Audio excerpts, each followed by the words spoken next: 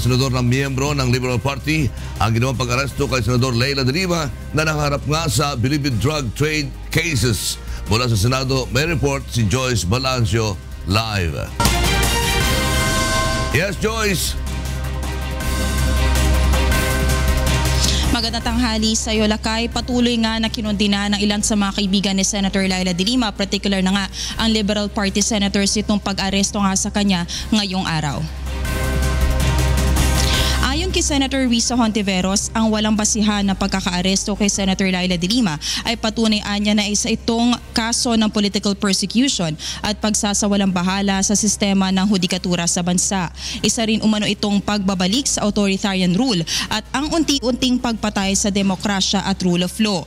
Magiging isang hindi magandang halimbawa rin anya ito ng pagpapakita ng puwersa ng gobyerno para ipakulong ang mga umunay kumakalaban sa kanila. Pinapakita rin anya nito ang dalawang mukha na ipinapairal na hustisya ng Duterte administration kung saan kinakasuhan at ipinapakulong ang mga kritikong katulad ni Senator Leila de Lima habang pinapalaya at inaabsuelto naman sa mga kaso ang itinuturong pork barrel scam queen na si Janet Timnapoles, ilan sa mga presong sangkot din sa droga. Nanawagan si Senator Hontiveros na magpahayag ng strong disapproval o hindi pagsang-ayon ng publiko sa umunay pang-aabuso na sa ating justice system. Kinundina rin ng kapartido ni Senator Leila de Lima na si Senator Bam Aquino ang umunay pagsagasa ng Duterte administration sa rules at processes para lamang sa ngalan ng paghihiganti laban sa senadora. Ayon naman sa Liberal Party President na si Senator Francis Pangilinan, dapat bantayan ang magiging kondisyon ng senador sa loob ng piitan,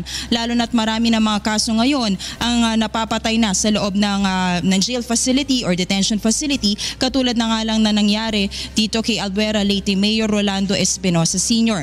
Para naman kay Senator Antonio Trillanes IV, ang layunin ng pag-aresto kay Senator de Lima ay pagpapakita umano na kayang gawin ng administrasyon ang pagpapakulong at panggigipit sa kanilang mga kritiko. Pero sa halip nito, Lakay, ay hindi naman anya nababahala ang senador at ayon sa kanya ay mas nahihikayat pa niya siyang isiwalat ang totoong karakter ng Pangulo bilang ayon sa kanya isang plunderer at mass murderer.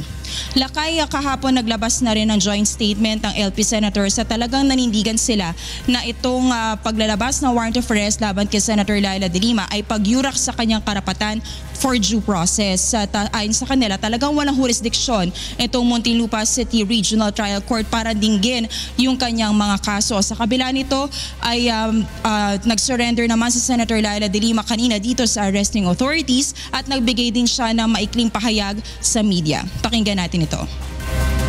Sa tingin po nila ay hindi na po ako lalaban dun sa mga pinaglalaban ko, lalo na sa katotohanan, sa katarungan, laban sa mga araw-araw na pagpatay at mga iba pa na mga panggigipit, paniniil nitong rehimen Duterte. Karangalan ko po na ako ay makulong dahil sa mga pinaglalaban ko po. Ipagdasal nyo lang po ako. Lakay, ayon din sa LP senators ay gagawin nila ang lahat ng kanilang makakaya upang ma-exhaust lahat ng legal remedies para tulungan ang senadora sa mga kasong kinakaharap niya ngayon. Lakay? Maraming salamat, Joyce Balancio, nag-uulat mula sa Senado.